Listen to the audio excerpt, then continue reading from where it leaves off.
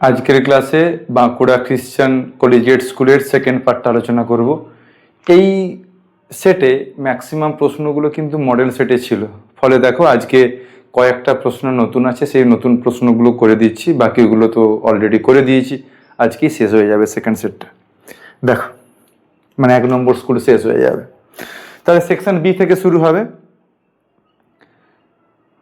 Section B 12 দাগের প্রশ্ন। 12 দাগের প্রশ্ন, ঘাত বলের প্রভাবে কোনো বস্তুর অবস্থানের লক্ষণীয় পরিবর্তন ঘটে না। যদি কোনো বস্তুর ওপর আমরা ঘাত বল প্রয়োগ করি তাহলে তার লক্ষণীয় পরিবর্তন হয় না। ঘাত বল মানে বুঝতেই পারছো, কোনো বস্তুর ওপর বৃহৎ মানের বল যদি আমরা খুব ক্ষুদ্র সময় ধরে কোনো বস্তুর উপর ক্রিয়া করি, যার জন্য বস্তুর বলের ঘাতের সৃষ্টি হয়, অর্থাৎ বস্তুর ভরবেগের পরিবর্তন হয়, সেই বৃহৎ মানের বলকেই আমরা ঘাত বল বলবো। তাহলে ঘাত বল প্রয়োগ করলে তো কোনো বস্তুর অবস্থানের পরিবর্তন হবেই। সুতরাং বিবৃতি এ এটা কিন্তু ঠিক নয়, ভুল। কারণ ঘাত বল মানে একটা বৃহৎ মানের বল কোনো বস্তুর উপর দেয়া মানে তার ভরবেগের পরিবর্তন হবে, এবং ভরবেগের পরিবর্তন হলে তার লক্ষণীয় অবশ্যই পরিবর্তন হবে। 2 নম্বরটা বলেছে আর ঘাত বলের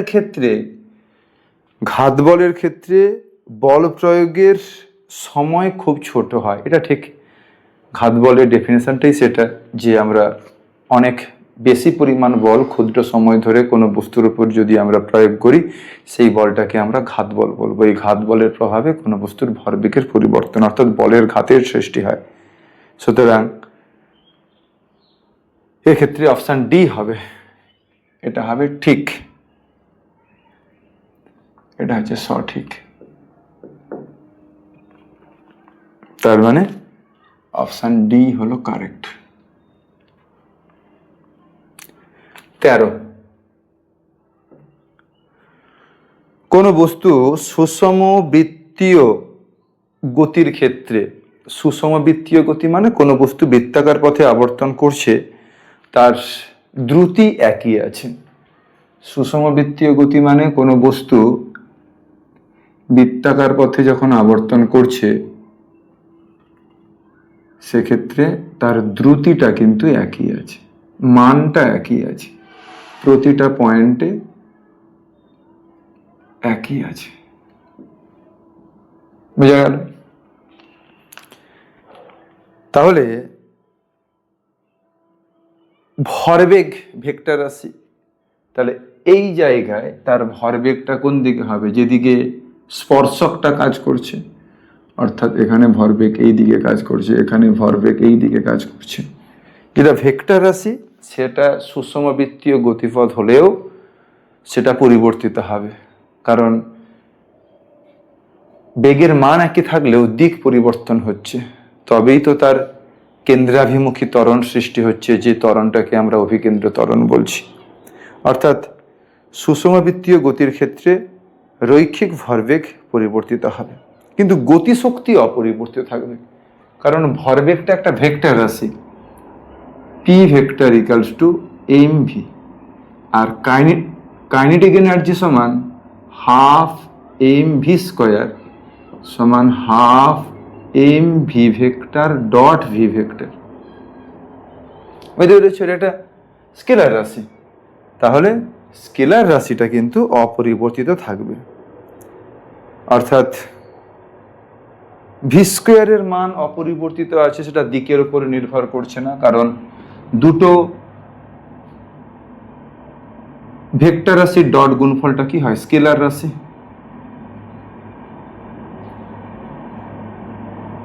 তার মানে সেটা শুধু তার মানের উপরে নির্ভর করছে। সুতরাং এক্ষেত্রে দুটোই সঠিক। 13 দাগের অ্যান্সারটা হবে অপশন এ। এবার 14 দাগেরটা দেখো, একটা লেখচিত্র দেওয়া আছে, বেগ সময় লেখচিত্র দেওয়া আছে, আর আমরা জানি বেগ সময় লেখচিত্রের নতি কোনো বস্তুর ক্ষেত্রে, বেগ সময় লেখচিত্রের নতি কোনো বস্তুর ক্ষেত্রে ত্বরণকে নির্দেশ করে। হলো? দেখো, প্রথম যে অংশ বেগের সর্বোচ্চ বেগের মান ভি দেওয়া আছে, সময় লেখচিত্র ভি জিরো ধরে নিলাম। দেখো, সরল রেখা এই A B C, A B অংশে এ থেকে বি পর্যন্ত সরল রেখার নতিটা ঋণাত্মক।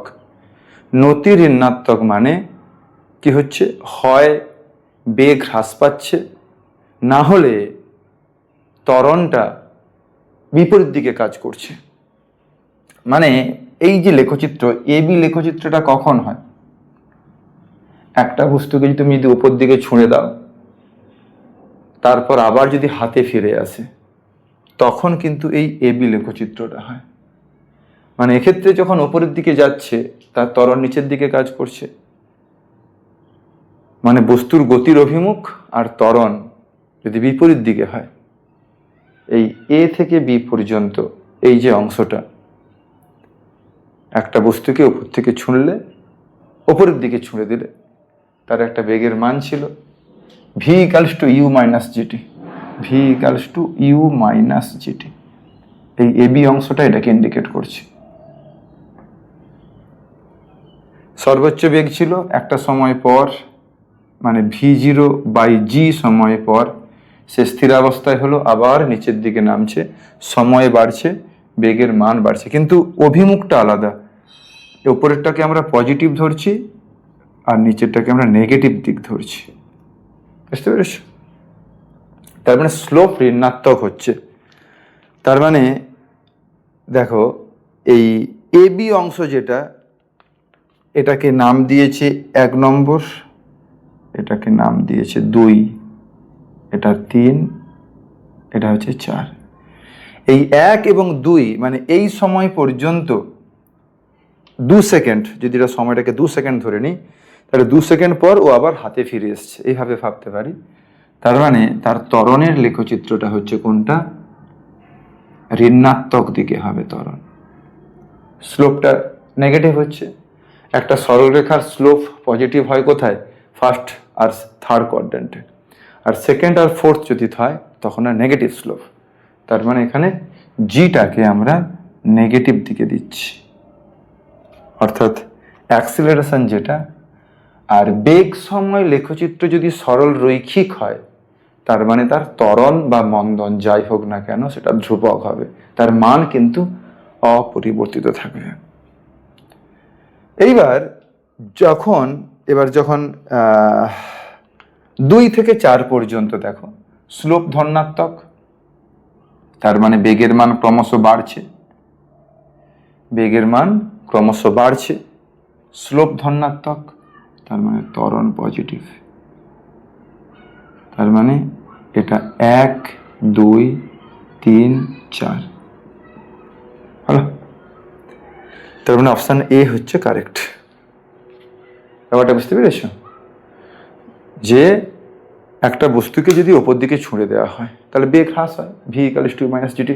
ইউ মাইনাস জিটির লেখচিত্র এইটা, এই এ থেকে বি পর্যন্ত, মানে এই 2 সেকেন্ড পর্যন্ত বেগের মান হ্রাস পাচ্ছে, হ্রাস পেতে পেতে সর্বোচ্চ বিন্দু 0 হলো, আবার বেগ বৃদ্ধি পাচ্ছে, কিন্তু সেটা কোন দিকে, প্রথমে যেদিকে ছুঁড়েছিলাম তার উল্টো দিকে বেগ বাড়ছে, তাহলে সেটা কোন দিকে হবে, নেগেটিভ হবে। সুতরাং এই যে জোনটা, এই জোনে কিন্তু ত্বরণ আমার ঋণাত্মক দিকে, কারণ বস্তুর যে দিকে গতি, ত্বরণ তার বিপরীত দিকে হচ্ছে। সেই জন্য ওপরটা যদি আমি পজিটিভ ধরি তাহলে নিচেরটা হবে নেগেটিভ।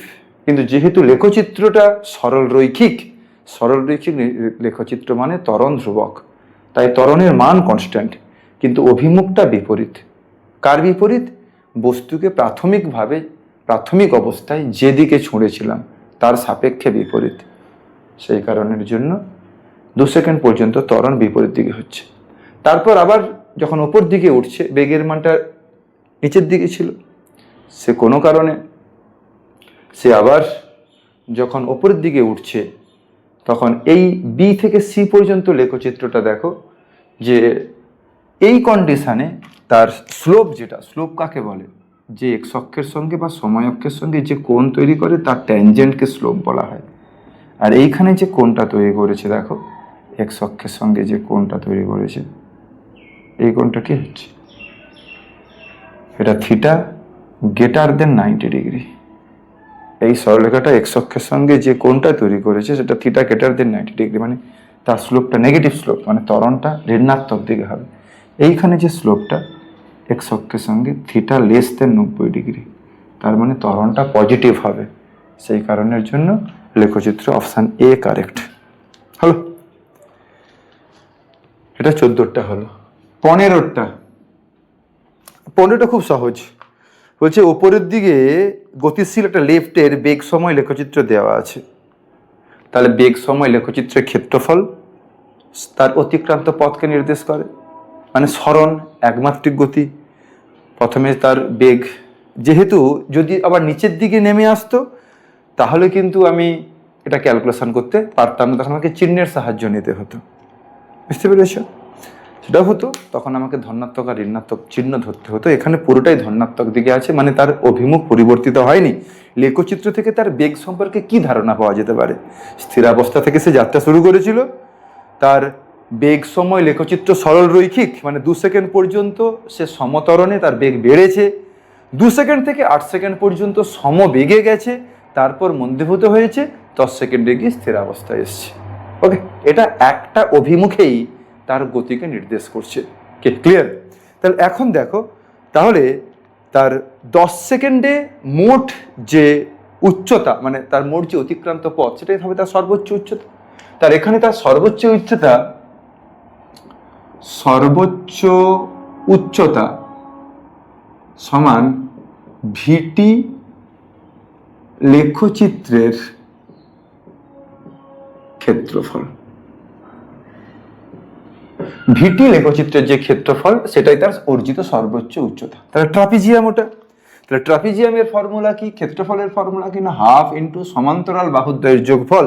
তাহলে নিচের বাহুটার দৈর্ঘ্য কত? না 10, আর ওপরের বাহুটার দৈর্ঘ্য কত?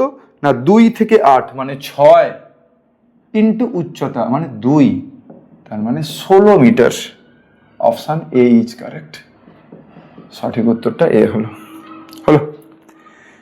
এবার 16 দাগেরটা একটু দেখো, ডাউটফুল প্রশ্ন আছে। 16টাকে নিয়ে একটু সময় লাগবে অ্যানালিসিস করতে। নিচের কোন লেখচিত্রটি একটি অবাধে পতনশীল ফ্রি ফলিং বস্তুর ক্ষেত্রে গতিবেগকে প্রকাশ করতে পারে না? অ্যাকচুয়ালি এটা প্রশ্ন হবে গতিবেগকে প্রকাশ করতে পারে, বুঝতে পেরেছ? কারণ একটাই সঠিক অপশান আছে, অপশান এটাই সঠিক, বাকি সব অপশানগুলো ভুল। দেখো কিভাবে আমি করছি। একটা বস্তু যদি নিচের দিকে নামে তাহলে তার ফর্মুলা হয় V equals to U plus GT. অবাধে পতনশীল বস্তু, তাই তার প্রাথমিক বেগ ইউ সমান 0। তাহলে ভি ইকুয়ালস টু কি হবে? জিটি। এইবার দেখো, যদি বেগটার অভিমুখ নিই, বেগ তো ভেক্টর রাশি, যদি তার অভিমুখ নিই তাহলে নিচের দিকের জন্য আমরা ঋণাত্মক অভিমুখে বেগটাকে নেব, অর্থাৎ বেগটা 0 ছিল, তার বেগটা ক্রমশ বাড়ছে। হলো, সময় বাড়ছে, বেগ বাড়ছে, বাট নিচের দিকে। ওপরটাকে যদি আমি ধনাত্মক y অক্ষ ধরি, ওটা মাইনাস জে ক্যাপে ওর ভেলোসিটি ইনক্রিজ করছে, সুতরাং আমরা নেগেটিভটাকে নিলাম, বিকজ ভেলোসিটিটা কি ভেক্টর কোয়ান্টিটি। এইটা এই অপশনটা সঠিক বলে আমার মনে হচ্ছে, মনে না এটা সঠিক। এইবার বেগ সময় লেখচিত্র বিয়েরটা ভুল, কারণ বেগ সময় লেখচিত্র তো এরটা ঠিক আছে, বিয়েরটা তাহলে নিশ্চয়ই ভুল হবে, কারণ অধিবৃত্তাকার লেখচিত্রের তো y ইকুয়ালস টু mx, এটাই y ইকুয়ালস টু mx, মানে এটা কাকে নির্দেশ করছে? মূল বিন্দুগামী সরলরেখাকে নির্দেশ করছে, মূল বিন্দুগামী সরল রেখাকে নির্দেশ করছে। কে ক্লিয়ার? তাহলে স্বাভাবিকভাবেই অধিবৃত্তাকার লেখচিত্র, এটা অপশান এ, এটা অপশান এ এর অপশানটা আছে। আমি প্রতিটা অপশানের ছবি আঁকছি। বি এরটা সরল রেখা যদি হয় তাহলে এই অধিবৃত্তাকার এটা হওয়ার কোনো প্রশ্নই হচ্ছে না। তার মানে এদিকে ভি এদিকে টি, এটা ভুল হলো। এবার ভি স্কোয়ার টি এর গ্রাফটা সরল রৈখিক দিয়েছে। ভি স্কোয়ার টি এর গ্রাফটা সরল রৈখিক হবে কি করে? ভি স্কোয়ার টি এর গ্রাফটা কি হতে পারে দেখো, অপশন সি এর আমি গ্রাফটাকে টানি, দেখো তাহলে V square equals to G square T square. তাহলে একে যদি আমি ভি স্কোয়ারকে যদি আমি ওয়াই অক্ষের সঙ্গে কম্পেয়ার করি তাহলে ভি স্কোয়ার মানে Y equals to M Y equals to A X square. এটা কার অধিবৃত্তের সমীকরণ, ওয়াই অক্ষের সাপেক্ষে প্রতিসম। তার মানে যদি প্রকৃতপক্ষে ভি স্কোয়ারের সঙ্গে ভি স্কোয়ার এটা ধনাত্মক মান দেবে, সুতরাং ঋণাত্মক অক্ষে যাওয়ার কোনো প্রশ্নই আসে না। ভি স্কোয়ারের সঙ্গে যদি টি এর লেখচিত্র হয় সেটা এরকম হতে পারে, কিন্তু এখানে অপশানটা দেওয়া আছে কোনটা, সরল রৈখিক। সুতরাং এইটা দেওয়া থাকলে সঠিক হতে পারত, কিন্তু ভি স্কোয়ারের সঙ্গে টি এর যে গ্রাফ দেওয়া আছে কোনটা, ভি স্কোয়ারের সঙ্গে টি এর গ্রাফ এইটা দেওয়া আছে। ভি স্কোয়ার এটা ওয়াই অক্ষে আছে, তার মানে ওয়াই ইকুয়ালস টু এখানে কি, এখানে Y equals to V square, আর এখানে এক্স ইকুয়ালস টু টি। তার মানে এটা ওয়াই ইকুয়ালস টু এক্স স্কোয়ারের গ্রাফ, ওয়াই অক্ষের সাপেক্ষে প্রতিসম, মানে এই গ্রাফটা হওয়া উচিত, কিন্তু এটা দেওয়া আছে, তার মানে এটা ভুল। সি এর অপশন ভুল হলো, বি এর অপশন ভুল হলো। এইবার দেখো ডি এর অপশনটা দেখো, ডি এর অপশনটা কি বলেছে, উচ্চতা। আমি ধরলাম যে বস্তুটা অনুভূমিক তল থেকে ক্যাপিটাল এইচ উচ্চতায় ছিল, টি ইকুয়ালস টু 0-তে ক্যাপিটাল এইচ উচ্চতায় ছিল।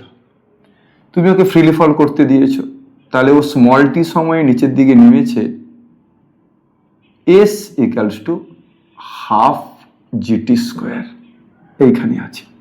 তাহলে এখন নির্দেশ তল থেকে এর উচ্চতাটা কত, এইচ যদি ধরি, তাহলে টি সময় পর বস্তুটিকে ছেড়ে দেওয়া টি সময় পর বস্তুটা ইনিশিয়ালি আমি ধরে নিয়েছি এটা কোনো একটা তো কনস্ট্যান্ট হবে, কোনো একটা তো উঁচু জায়গা থেকে ছাড়া হয়েছিল, সেটাকে আমি এইচ ধরে নিয়েছি। তাহলে বস্তুটিকে অবাধে ফেলার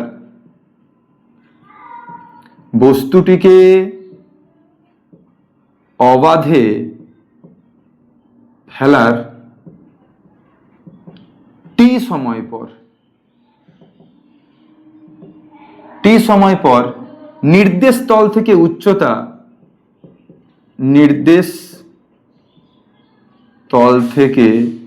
উচ্চতা H equals to capital H minus S, মানে capital H minus half GT square. বোঝা গেল? এইবার আচ্ছা টি দিয়ে এটা বলেনি, ভি স্কোয়ার সঙ্গে এইচ বলেছে, আচ্ছা তাই হোক। তাহলে যদি তাই হয় এটা একটা গ্রাফ হতে পারে, এটা এখানে দেওয়া নেই। যদি নিচের দিকে নামে তাহলে আমার ফর্মুলাটা হবে V square equals to 2GS, আমি এস দূরত্ব নেমেছে, তাহলে S equals to V square by 2G। তাহলে এখন উচ্চতাটা, এটা দরকার নেই, এটা এই অপশানে নেই, এটা অন্য কোনো জায়গায় থাকতে পারে। তাহলে H equals two small H equals two, মানে কোনো একটা মুহূর্তে যখন তার বেগের মান ভি, তখন তার নির্দেশ তল থেকে যদি আমাকে উচ্চতা বের করতে বলে, তাহলে এইচ এর মান হচ্ছে কত না, small H equals to capital H minus S, S মানে হচ্ছে ভি স্কোয়ার বাই 2G। তাহলে এখন ভি স্কোয়ার বাই 2G সমান capital H minus small H. তাহলে ভি স্কোয়ার সমান 2G capital H minus 2G small H. তাহলে V স্কোয়ারটা আছে কোন দিকে, ওয়াই অক্ষে, তার মানে ভি স্কোয়ার মানে এটা ওয়াই, এটা সি মাইনাস এম এক্স, এইটার সঙ্গে কম্পেয়ার করলাম, Y equals to C minus M X. তাহলে এই অবস্থায় তার লেখচিত্র হওয়া উচিত, যদি ভি স্কোয়ারের সঙ্গে এইচ এর লেখচিত্র থাকে, এইচ মানে নির্দেশ তল থেকে উচ্চতা, যদি লেখচিত্র থাকে ভি স্কোয়ারের সঙ্গে এইটা হওয়া উচিত। কিন্তু এটা দেওয়া নেই। দেওয়া আছে কোনটা? দেওয়া আছে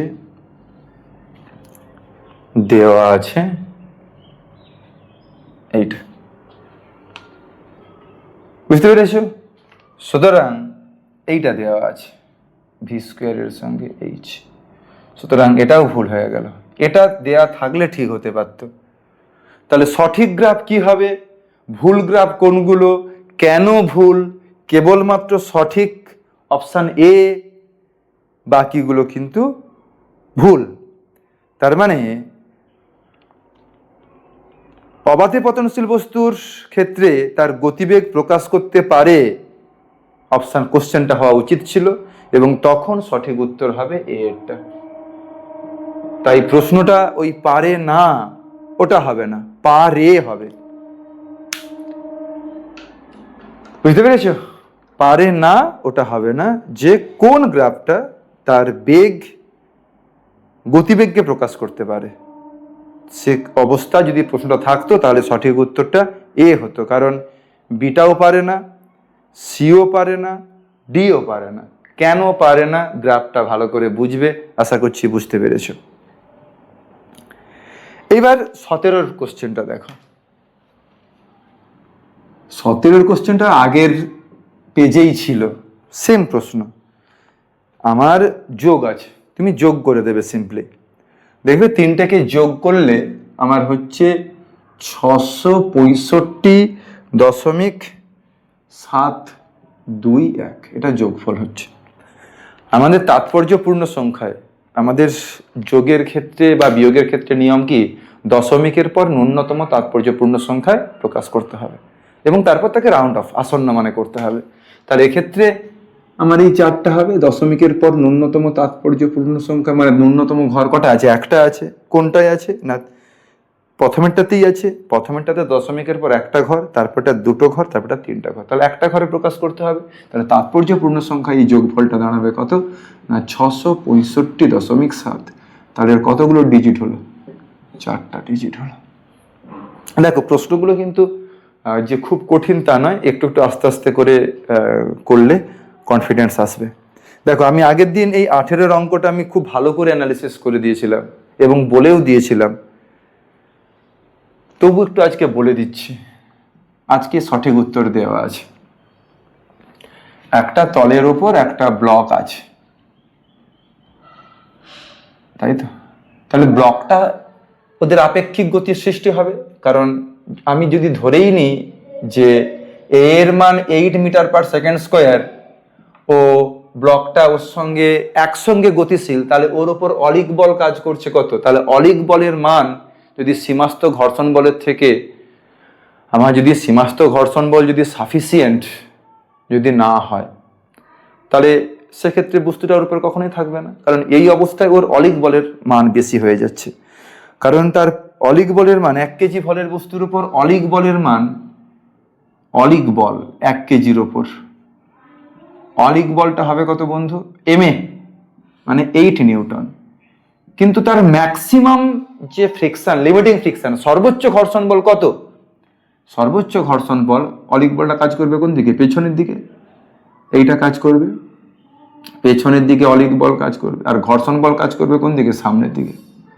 তাহলে স্ট্যাটিক ফ্রিকশন যখনই অলিক বল বাড়বে ওকে ও প্রতিমিত করার চেষ্টা করবে। যদি প্রতিমিত করতে পারে তাহলে দুজনে একসঙ্গে গতিশীল হবে, তখন তাদের আপেক্ষিক ত্বরণের মান 0 হবে। যদি প্রতিমিত না করতে পারে ওদের মধ্যে আর একসঙ্গে যাওয়া হবে না, ওরা আলাদা হয়ে যাবে।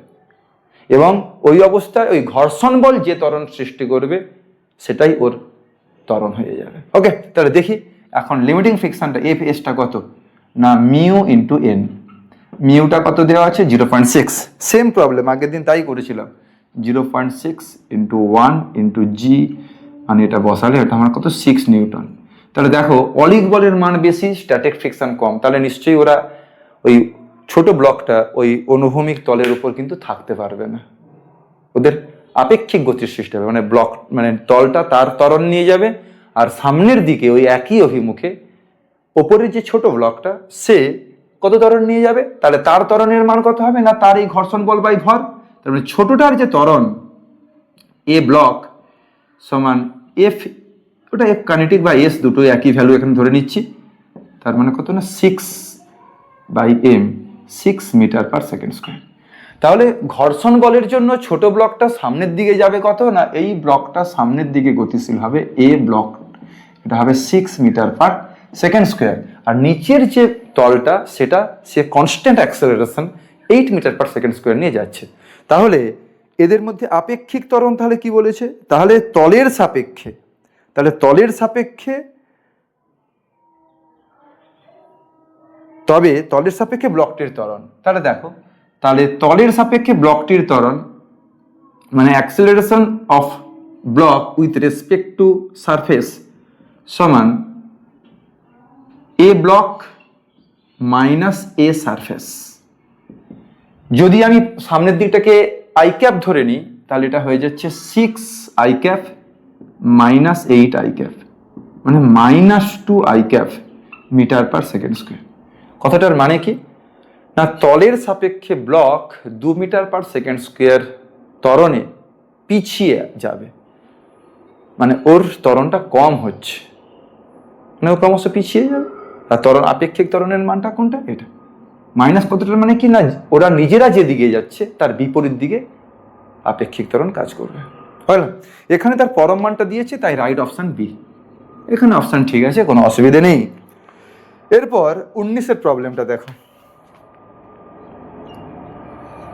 19-এর প্রবলেমটা বলেছে ভূমিতে দাঁড়ানো একজন ক্রিকেটার সর্বাধিক ক্ষমতা প্রয়োগ করে, সর্বাধিক ক্ষমতা মানে কি, তার সর্বোচ্চ বল প্রয়োগ করে, সে সর্বোচ্চ বলে দেওয়া নেই, আরও পরিষ্কারভাবে বলে দেওয়া দরকার ছিল, সে সর্বোচ্চ বল প্রয়োগ করে তার সর্বোচ্চ বুদ্ধি লাগিয়ে, বুদ্ধি কেন না, সব থেকে দূরে ছুঁড়তে গেলে তার কোণের মানটাকে 45 ডিগ্রি হতে হবে, বুঝতে পেরেছ?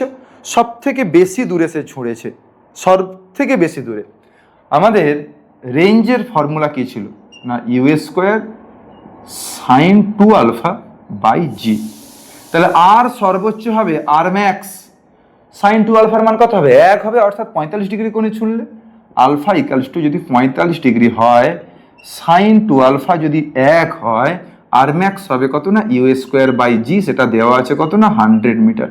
তার মানে একজন ক্রিকেটার 100 মিটার ছুঁড়ছে, বাহ, ভালো তার পাওয়ার আছে, মেনে নিতে হবে, ভালো পাওয়ার আছে, তাহলে 100 মিটার ছুঁড়তে পারে। এইবার বলেছে ওই ক্রিকেটারই সর্বোচ্চ ক্ষমতা প্রয়োগ করে কত ওপরের দিকে ছুঁড়তে পারবে। সর্বোচ্চ ক্ষমতা মানে এক্ষেত্রে তার প্রক্ষেপ বেগটা যেন একই হয়, মানে প্রক্ষেপ বেগটা ইউই যেন হয়। ওকে, তাহলে সব যদি আমি লম্বভাবে ওপরের দিকে ছুঁড়ি, সর্বাধিক কত উচ্চতা, সর্বাধিক উচ্চতা যদি আমাকে ছুঁড়তে হয়, যদি আমাকে সর্বাধিক উচ্চতা, প্রক্ষেপ বেগ অপরিবর্তিত রেখে ক্রিকেটার সর্বাধিক কত উচ্চতায় বলটিকে ছুঁড়তে পারবে। সর্বাধিক কত উচ্চতা বলেছে মানে, তার মানে খাড়া উপরের দিকে ছুঁড়তে চাইছে সে, তার মানে এইচ ম্যাক্স যদি হয়, তার ফর্মুলা কি u²/2g। কোন ফর্মুলা থেকে বন্ধু, v² = u² - 2gh। হলো, তাহলে u²/g এর মান দেওয়া আছে, তার মানে এটা হয়ে যাবে কত না 50 metre. So right option is A. হলো, এরপর এই সেম প্রবলেমটা আগের দিনও করেছিলাম। 20 দাগের প্রবলেমটা দেখো, একটা নদীতে নৌকা পারাপার, সেম প্রবলেমটাকে একটু অন্যরকম ভাবে ঘুরিয়ে দিয়েছে, যে স্থির জলে নৌকার বেগ, তার মানে প্রকৃতপক্ষে নৌকার বেগ সেটা বলে দিয়েছে, সেটা কত না 5 কিলোমিটার/আওয়ার, নাকি 5 কিলোমিটার/আওয়ার, নৌকার বেগ কত না 5 কিলোমিটার/আওয়ার। এইবার বলেছে দেখো, আগের দিনের ছবিটা খেয়াল করবে, তাহলে সেম ছবি আমি আবার ঘুরে আঁকছি, ভয় পাওয়ার কিছু নেই। বলছে 1 কিমি চওড়া, নদীটা চওড়া কত না, তার d = 1 কিলোমিটার, 1 কিলোমিটার চওড়া, 15 মিনিট সময় লাগে। তাহলে তুমি বের করে নাও তো যে তার ওই অভিমুখে কার্যকর বেগটা কত। তাহলে কার্যকর বেগ মানে ভি এফেক্টিভ, এদিকে ধরো তার বেগের মান হলো, উপাংশটা ধরলাম v1, এদিকের উপাংশটা ধরলাম v2, তাহলে সময়টা লাগছে কত, তাহলে v1 সমান d/t, ডিটা কত না 1 কিলোমিটার, 1 কিলোমিটার, আর সময়টা হচ্ছে 1/4 ঘন্টা, কিলোমিটার পার আওয়ার, তার মানে 4 কিলোমিটার পার আওয়ার। তার মানে আমরা দেখতে পাচ্ছি যে আড়াআড়ি ভাবে, অর্থাৎ ন্যূনতম দূরত্বে সে যখন নদী পার হচ্ছে, ন্যূনতম দূরত্বেও মানে অর্থাৎ শর্টেস্ট ডিস্টেন্স, একটা হয় শর্টেস্ট টাইম, এটা হচ্ছে শর্টেস্ট ডিস্টেন্স, ন্যূনতম দূরত্বে যখন সে নদী পার হচ্ছে, তাহলে তার লম্ব দিকে তার কার্যকর বেগটা কত? এইটা v1, তাহলে v1 এর মান এইটা। তার মোট বেগ মানে স্থির জলে নৌকার বেগ কত? 5। তাহলে আমি এই উপাংশটা পেয়ে যেতে পারি, কারণ এই উপাংশ এবং এই উপাংশ সমান। আমার সোজাসুজি যাওয়ার শর্ত কি? সোজাসুজি যাওয়ার শর্ত হচ্ছে হরাইজন্টাল ভেলোসিটি ভিএইচটাকে 0 হতে হবে। ভিএইচ 0 মানে কি না, V river minus v2 equals to 0। বুঝতে পেরেছ যে আমার এদের যে দুজনের যে লব্ধিটা, এদের পরম মান দুটোকে সমান হতে হবে। যদি ভেক্টর দিয়ে লিখতাম তাহলে এটা প্লাস হয়ে যেত ওদের রেজাল্টেন্টটা, মানে v1 প্লাস এইটা। তাহলে এটা হচ্ছে কখন? তাহলে আমরা অর vr সমান মাইনাস v2, অর্থাৎ সোজাসুজি যাওয়ার শর্তই হলো যে নৌকার একটা কম্পোনেন্ট থাকবে, যে কম্পোনেন্টটা স্রোতের বিপরীতে এবং তার মান স্রোতের মানের সঙ্গে সমান। তাহলে এখান থেকে আমরা কি লিখতে পারি? এখান থেকে লিখতে পারি যে v1 এর স্কয়ার প্লাস v2 এর স্কয়ার সমান 5 এর স্কয়ার। তাহলে আমি এখান থেকে v2টাকে বের করে নিতে পারি, v2 সমান রুট ওভার অফ 5 এর স্কয়ার মাইনাস 4 এর স্কয়ার সমান 3 কিলোমিটার পার আওয়ার। ওকে, অর্থাৎ স্রোতের বেগ হয়ে যাবে কত না 3 kilometre per hour. Option C is correct. 20 দাগেরটা অপশন সি হবে। এ ভেক্টর আর বি ভেক্টর, এ ভেক্টর আর বি ভেক্টর ওরা একই প্লেনে আছে, একই প্লেনে আছে। তাহলে A cross B, A vector আর বি ভেক্টর একই প্লেনে আছে। তাহলে এ ক্রস বি মানে কোনটা? এটা। তার মানে এ ক্রস বি ভেক্টর সেটা বি এর সঙ্গেও লম্ব এবং এ এর সঙ্গেও লম্ব। তার মানে A vector cross B vector, যে ভেক্টরটা perpendicular both B vector and also perpendicular A vector. বলো, ক্লিয়ার হয়েছে? সুতরাং অপশনটা হয়ে যাবে D, right option D, 90 degree হবে। হ্যাঁ, আচ্ছা, এগুলো তো আগের দিনই করা হয়ে গেছে, সুতরাং সমস্যা কিছু নেই। এবার চলে আসো 25-এর দাগের প্রবলেমটাই চলে আসো। 25 বলছে সুমন অনুভূমিক রাস্তায় 5 মিটার পার সেকেন্ড বেগে হাঁটছিল, বৃষ্টির ফোঁটা উলম্বভাবে পড়ছিল। সুমনের কাছে বৃষ্টির ফোঁটার যে বেগ প্রশ্ন আছে, প্রশ্নটা দেখবে, বৃষ্টির ফোঁটার বেগ কত সেটা জানতে চেয়েছে। এটা আপেক্ষিক বেগ, বৃষ্টির ফোঁটার আপেক্ষিক বেগ, খুব কমন প্রবলেম। বৃষ্টির ফোঁটা, velocity of rain 20 metre per second, velocity of Suman vs, velocity of Suman অনুভূমিক রাস্তায় যাচ্ছিল 5 মিটার পার সেকেন্ড। এবার সুমনের সাপেক্ষে বৃষ্টির যে বেগটা, তাহলে সুমন দেখবে বৃষ্টি এইভাবে আসছে, এটা velocity of rain with respect to Suman মানে ভিআরএস, হলো এটা মাইনাস ভিএস। তাহলে উলম্বের সঙ্গে এই কোণ করে পড়ছে। তাহলে এখানে রেজাল্টেন্ট যদি বের করো, তাহলে এটা পরস্পর 90 ডিগ্রি কোণ, এদের মধ্যবর্তী কোণটা কত? 90 ডিগ্রি। রেজাল্টেন্ট তো ইজিলি বেরোবে, ভিআরএস সমান রুট ওভার অফ ভিআর এর স্কোয়ার প্লাস ভিএস স্কোয়ার। তাহলে root over of 20 square plus 5 square,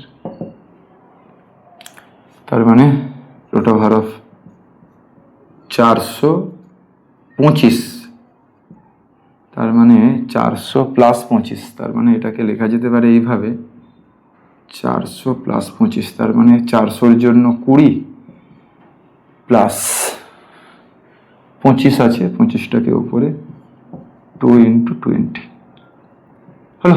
এইভাবে আমরা রুটটাকে করতে পারি। তার মানে এটা হচ্ছে প্লাস 4, 5, 5/8, তার মানে 20 প্লাস 0.62, তার মানে 20.6 মিটার পার সেকেন্ড। দেখো এটাই তোমাদের অ্যান্সার আছে, অপশান সি ইজ কারেক্ট। হলো। এবার দিক, উল্লম্বের সঙ্গে যদি কোণ বের করতে বলে তাহলে আমরা ট্যান থিটা দিয়ে বের করতে পারি। ট্যান থিটা সমান লম্ব বাই ভূমি, তার মানে 4/20 সমান 1/5, তার মানে theta equals to tan inverse 1/5। দেখো 1/5-এর মান, ট্যানের যে মান সেটা লেখচিত্রটা নিশ্চয়ই বুঝতে পারছো, যে লেখচিত্রটা এইভাবে ইনফিনিটি পর্যন্ত চলে যাচ্ছে। তার মানে শুরুতে তার মানটা কিন্তু কমই থাকে, ট্যান 0 সমান 0। ট্যান 24টা হবে না, যদি তোমরা ক্যালকুলেশন করো বুঝতে পারবে ট্যান 30-র মান সেটা কিন্তু 0.5 বা তারও বেশি। এটা কত হচ্ছে 0.2, ট্যান ইনভার্স 0.2। হয় তোমার ইনফরমেশন দেওয়া উচিত, নাহলে তোমাকে দেওয়া থাকবে, এটা ভয় নেওয়ার কিছু নেই। এটার মান কত হচ্ছে, কম মানটাই হবে, মানে 14 ডিগ্রি। উলম্বের সঙ্গে সে ছাতাটাকে যদি সামনের দিকে 14 ডিগ্রি কোণ করে রেখে হেঁটে আসতো তাহলে কিন্তু সে ভিজতো না, কিন্তু সে সেটা করেনি, তাই সে ভিজে গেছে। হয়ে গেল। সুতরাং বাকি প্রবলেমগুলো কিন্তু অলরেডি আগে হয়ে গেছে, সুতরাং দুটো স্কুল শেষ হয়ে গেল। পরের ক্লাসে আমি তোমাদের বাগনান হাই স্কুলটা করাবো। সবাইকে শেয়ার করে দেবে, ভালো লাগলে চ্যানেলটাকে সাবস্ক্রাইব করবে, অনেক অনেক বেশি করে শেয়ার করবে। ওকে, ঠিক আছে, চলো টাটা।